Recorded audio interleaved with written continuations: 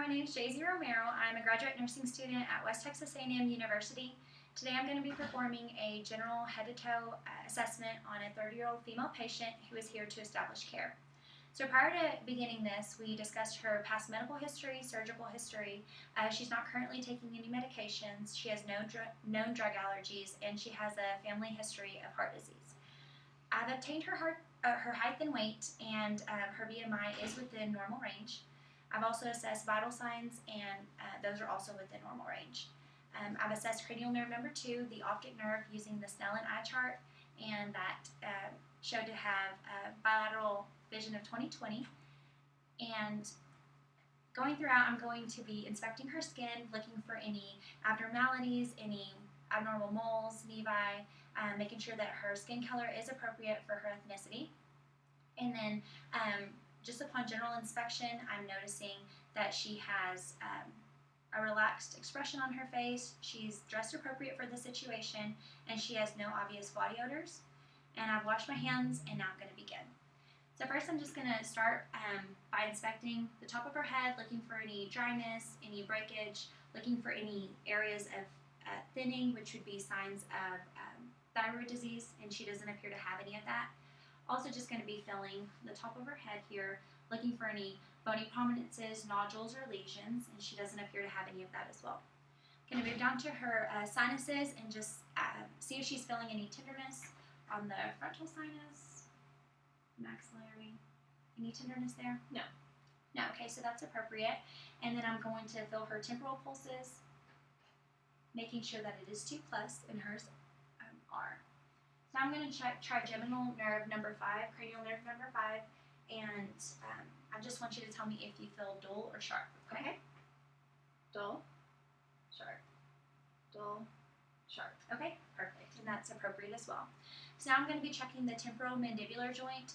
I'm just going to put 2 to 3 fingers behind here, and I want you to open for me, close, move side to side. Perfect.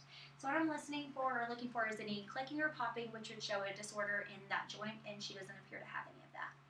Also going to be looking at the symmetry of her face, making sure that her eyes are symmetrical, her ears are symmetrical, as well as her nose and mouth are midline, and they both are. Next, I'm going to go ahead and move on to her eyes. Just first, noticing hair distribution between her eyelashes and her eyebrows, and there's no thinning or anything abnormal. Also looking at the sclera and noticing that they are clear and white. If I were to see any yellowing, it would indicate jaundice, which could be a sign of liver disease. Also looking at the conjunctiva, making sure that they are pink and moist, and hers are, and making sure she doesn't have any drainage or showing any signs of infection. So now I want to check for her pupillary response. I'm just going to do that with my pen light. Just look straight ahead. Direct. Consensual, and consensual, so that it's appropriate. So next I want to just check for accommodation. So I just want you to look at the pen light and then at the wall behind you, or in front of behind me. Pen light and wall behind. Okay, perfect. So that's appropriate as well. So now I just want to check for cranial nerve numbers 3, 4, and 6, which are the ocular motor, trochlear, and abducens. I'm going to check those by doing the 6 fields of gaze. So I just want you to keep your head straight for me and still, and then just move your eyes. Perfect, and those are all appropriate as well. Next I'm going to check the optic disc, just noting the red reflex. I'm just going to keep my hand on her forehead just to stabilize. And then you're going to see bright light.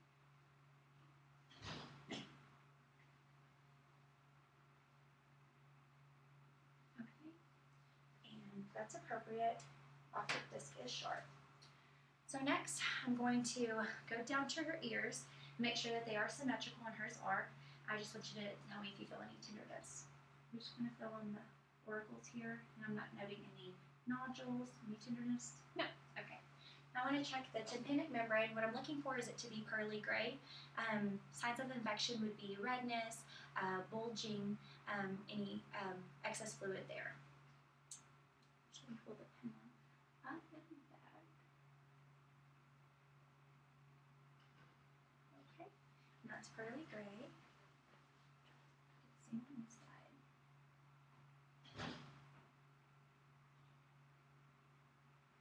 pearly gray as well. So that looks good. Next, I'm just going to be checking the cranial nerve number 8 by doing the acoustic test. So now I'm going to just whisper a number behind you, and I just want you to verbalize that, okay? Okay.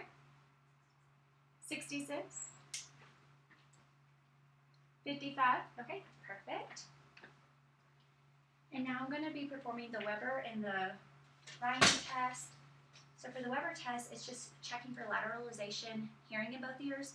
So I want to make sure that you do hear this in both ears, okay? Okay. Yes. Okay. Then next I'm going to be doing the Ryan test, which is going to show air to bone conduction, which should be 2 to 1. And I want you to tell me whenever you stop hearing or feeling it, okay? Okay. Okay.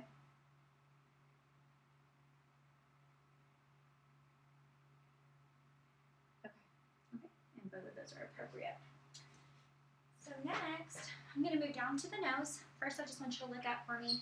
I'm just looking at for any septal deviation there, and you don't have any. If she were to, then there could be some problems with breathing.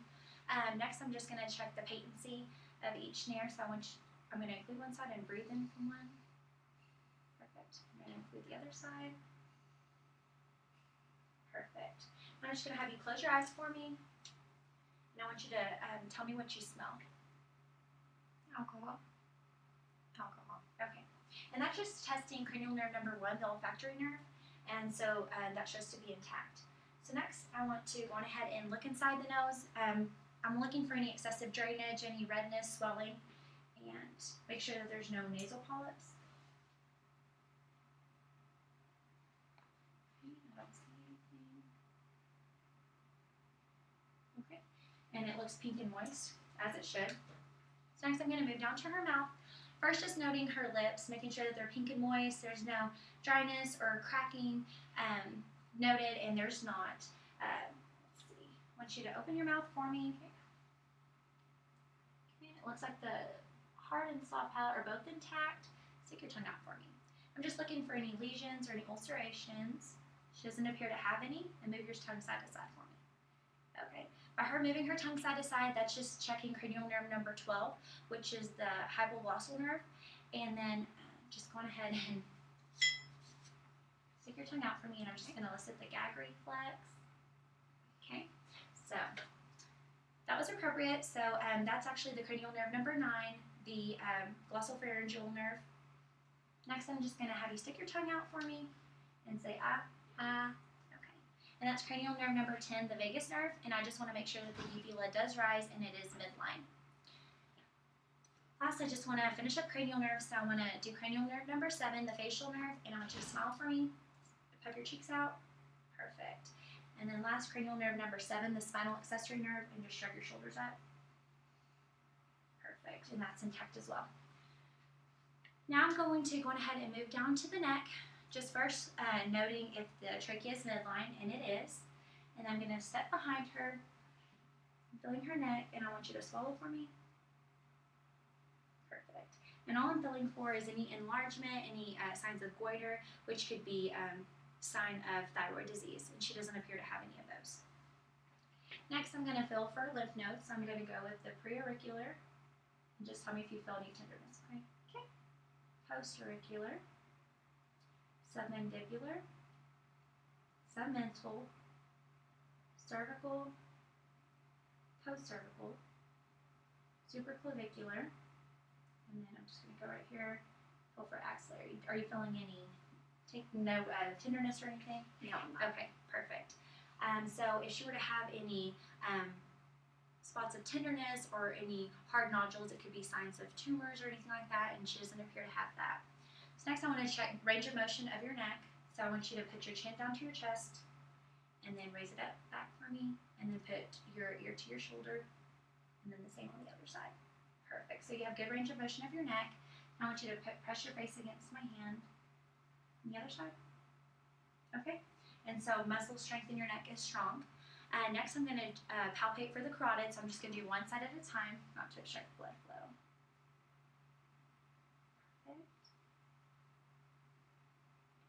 Okay, I'm getting 2+, so again, that's normal and what I want to get there. And then I'm just going to listen So take a deep breath in and then let it out for me.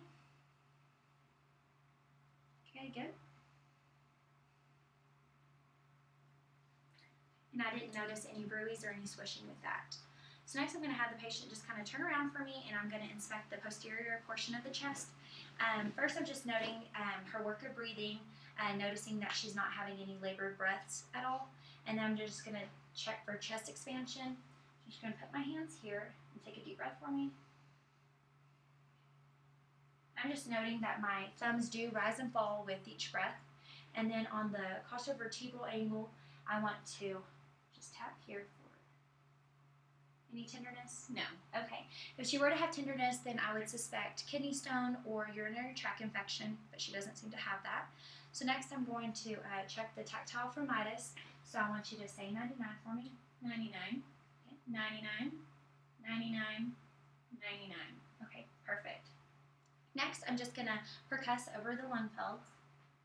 And what I'm listening for is resonant lung sounds. If I were to hear any dullness, then it could be signs of infection. If I were to hear a hyperresonant sound, then it would be a sign of asthma or COPD.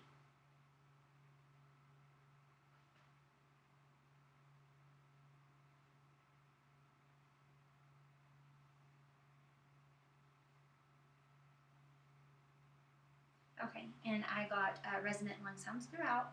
So now I want to check for diaphragmatic excursion. So I want you to take a deep breath in and then hold it for me. And I'm just going down until I get dullness.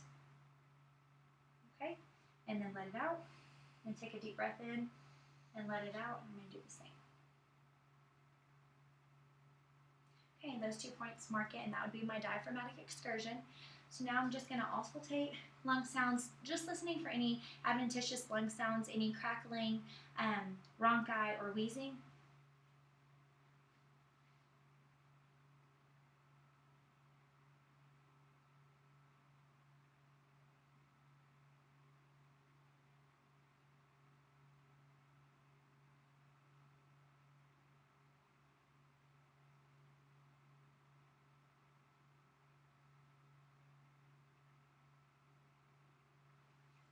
And I didn't know any adventitious lung sounds. Now I want you to say 99 for me. Okay. And I'm just listening for bronchophony and egophony. If they were to be positive, then I would suspect pneumonia. 99. 99. 99. 99. I'll say E. E. E.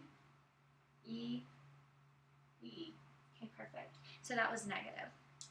Now I'm going to have the patient turn around for me, and I'm going to inspect the anterior portion of the chest. First, just making sure that she does not have a barrel chest, which she does not. Also, just looking at her work of breathing, which is normal. She doesn't look like she's having to use any accessory muscles. Just over that real quick. So now I'm going to be checking for thrills and heat. So I'm going to use the palm of my hand and the pads of my fingers to do that.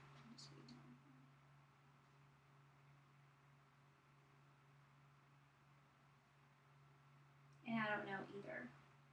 Now I'm going to fill out the point of maximum intensity here.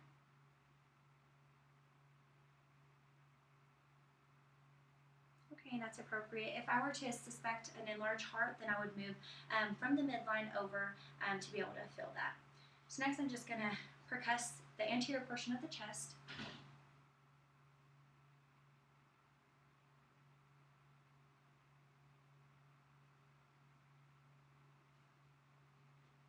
And I hear resonant lung sounds throughout as well. So now I'm just going to listen to heart sounds. So I'm going to have the patient lean forward slightly, bringing the heart to the anterior portion of the chest. First, I'm just going to listen for the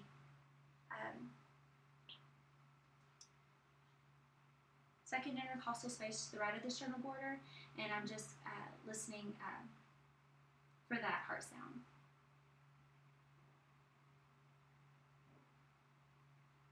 So that's the aortic valve, and I'll move on to the pulmonic valve, the second intercostal space to the left of the sternal border.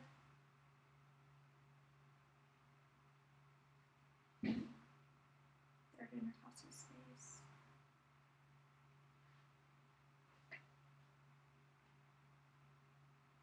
Fourth intercostal space at the tricuspid valve.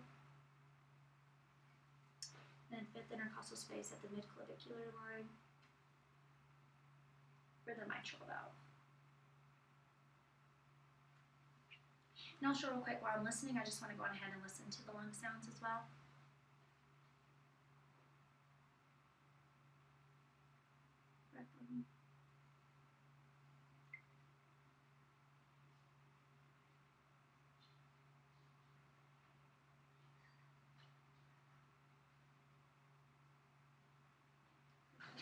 Also going to listen for a murmur, so I'm going to go from the base of the heart to the apex of the heart using the bell.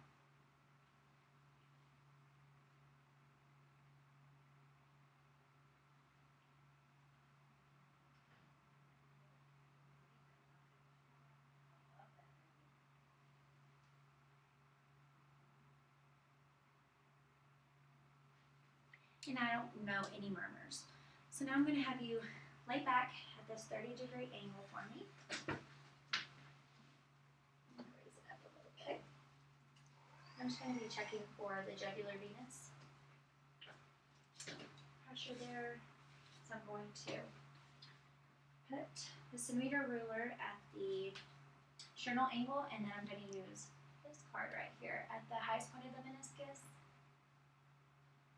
Measure that, and I'm getting about 3 centimeters, which is normal.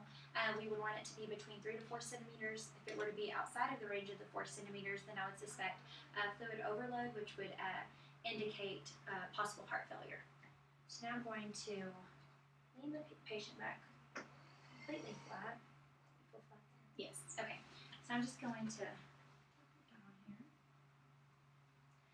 Just going to inspect the abdomen, first looking for any pulsations or anything that looks abnormal, any masses that I can note, any peristalsis, which I don't notice any of those things. I'm going to listen to all 4 quadrants for the bowel sounds, making sure that they're normal. If they were to be hyperactive, then it would be a sign of GI distress, possible diarrhea. If it were to be hypoactive, it could indicate just low motility.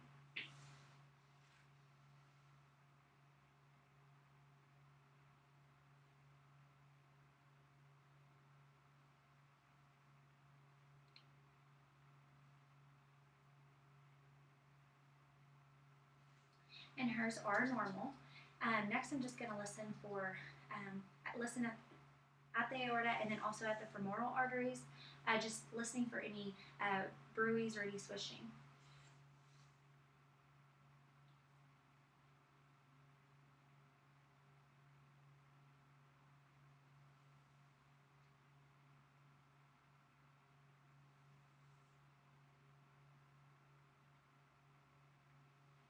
And I don't know any bruits or anything like that. So next I'm going to just percuss over the abdomen, and I should hear sounds, timpani sound. Okay. And dullness over organs. Okay, so now I'm just going to check for the liver span, so I'm just going to go to the right of the umbilicus here. Okay. The bottom portion of the liver. Now go midclavicular and then down. Top border. Okay, so the liver span should be between 6 centimeters to 12 centimeters. So hers is about 7, so that's appropriate. And next I'm just going to percuss over the spleen. It's about right there.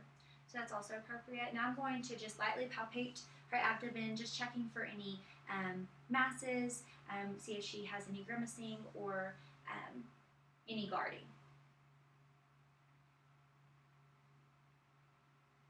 Okay, any tenderness there? Okay, so I'm just going to deeply palpate now over the liver. So I'm going to put my left hand right back here. Okay, so I can feel the liver there, and it's smooth, it's not hard or anything. And then I'm going to feel for the spleen. Don't feel it. And I should be palpating about 5 centimeters deep there. Kidney, I don't feel the kidney.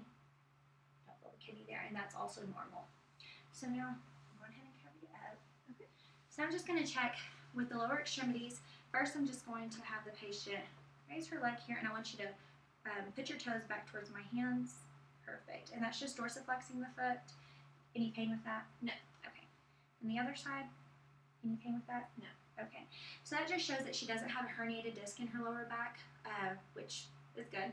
Now I'm going to check for range of motion of her hips. So first I'm just going to raise your leg here. We're going to do flexion, extension, and we're going to internal rotation, external rotation, abduct, and adduct.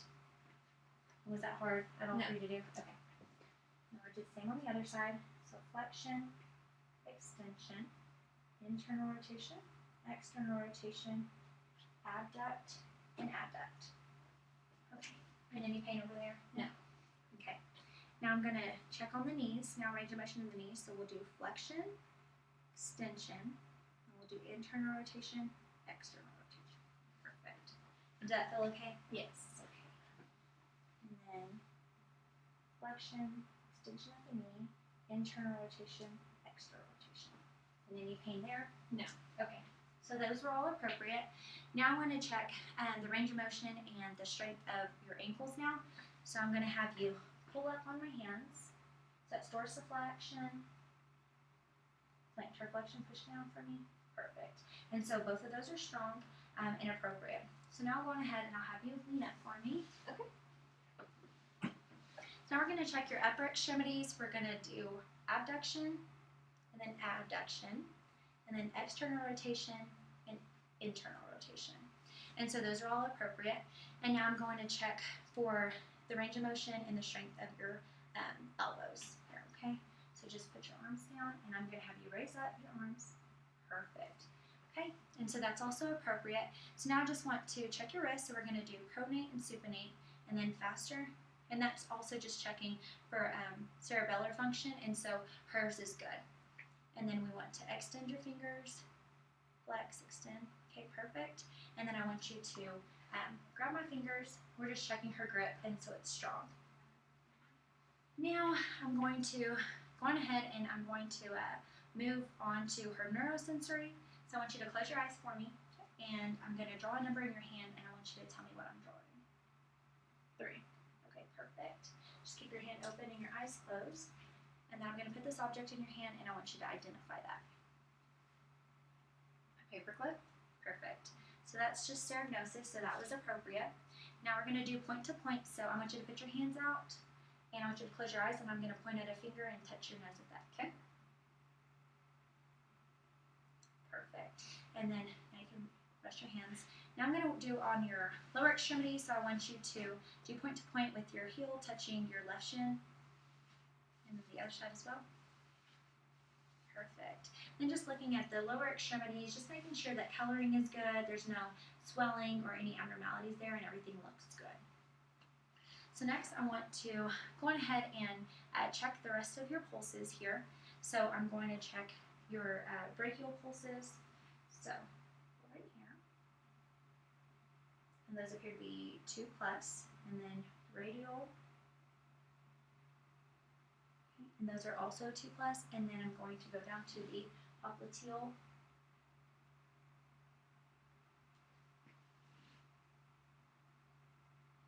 And those are 2+ bilateral. And then I'm going to go to the posterior tibialis.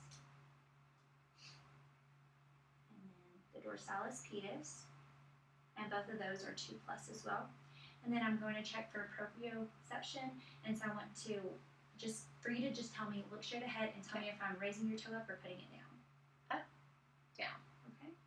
Up, down. Okay, perfect. So that's appropriate as well.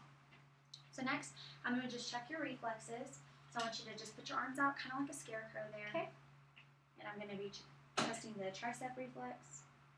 Okay. Perfect. And then I'm going to check the brachioradialis. I'm going to do the patellar reflexes. Okay, and the Achilles. Perfect. Okay, now I'm going to go on ahead and have you stand up for me. Okay. And then I'm going to have you lean forward for me. Yeah, just right there. Okay. Just lean forward, and I'm just checking for the spinal curvature, making sure that it's nice and straight, and making sure that it's not any curvature that would be signs of scoliosis. And you can move up for me just midway. Okay. Perfect. No signs of scoliosis there. And then the SI joints look fine, so you can stand up for me. Also, just keep your eyes closed. Okay. Just stand still for me. Okay, and that's just checking for ataxia, making sure it's doing the Romberg test and making sure that is appropriate, and that is. And now I want you to do tandem walking. So I want you to walk heel to toe. Perfect. And then turn around, and then you can walk on your tiptoes and then on your heels. Perfect. And we're just making sure that you have balance and strength there, and you do. So next, I'll just have you sit down, and then I'll explain a few things. So if we were going to be performing a breast exam on this patient, then I would want the patient to have her arms at her side. I would inspect for symmetry and size of the breast, making sure everything looked normal. There was no rashes, any discharge from the nipples, any dimpling, anything that looked abnormal. Upon palpation, I would want the patient to lay supine with one hand over her head, and I would be using the second, third, and fourth finger pads to palpate the area from the clavicle to the bra line, mid-sternal to post-axillary, all the way into the axilla. So I would be doing this in a vertical strip pattern, making sure not to miss any areas of that, and then I would make sure to explain to the patient that it's important to do these exams at home, make sure that it should probably take about 3 minutes for a thorough exam, and make sure that she's doing these regularly.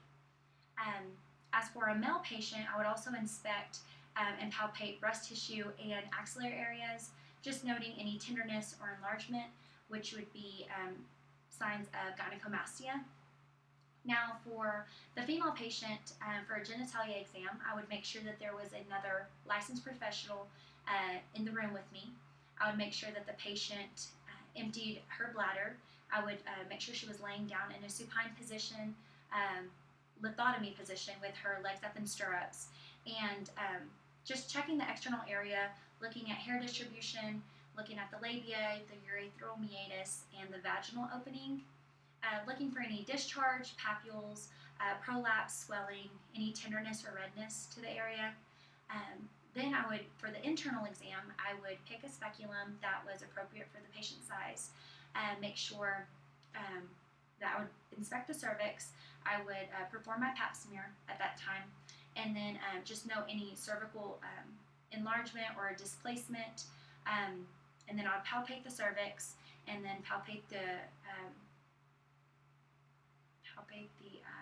uterus, and make sure that I had one hand on the abdomen, and just make sure that there wasn't any abnormalities there. Also, I would check the pelvic floor muscles by having the patient perform the Valsalva maneuver, while also checking for strength in all 4 quadrants. Now, if this were the male genitalia, then I would inspect the penis, just make sure that the skin was intact, that the foreskin, if it was retractable, check the glands for any ulcers or any other abnormalities. Also, I would be looking at the urethral meatus, making sure that it was positioned in the correct place, that there was no induration on palpation or tenderness, or any discharge noted. For the scrotum, I would make sure that it was intact with no lumps, veins, or bulging, make sure that it was symmetrical and that there were no masses noted. In order to test for hernias, now I would sit the patient or have them stand up. I would palpate the bulging in the inguinal or femoral areas. I would have the patient bear down and then cough for me, and if I felt any bulging there, that would be a femoral hernia. And if I had the patient lie down and the mass returns up to the abdomen, then that would be a scrotal hernia. Now, for the rectal exam, if I were performing this on the female patient, I would make sure to perform it while I did the genitalia exam, making sure that she was in the lithotomy position. For a male patient, I would have him lay on his left side. I would inspect the external, so looking for any prolapse, cyst, external hemorrhoids. Then I would palpate the anal canal, looking for any tenderness, any masses, discharge, which may suggest fissures, fistulas, or even rectal cancer. For a prostate, I would have the patient lie on the left side, flex the hips and knees as well, palpate the area in counterclockwise to inspect the area, and then a normal prostate should feel rubbery, non-tender, and non-fixated. And that would go ahead and conclude my full head-to-toe assessment.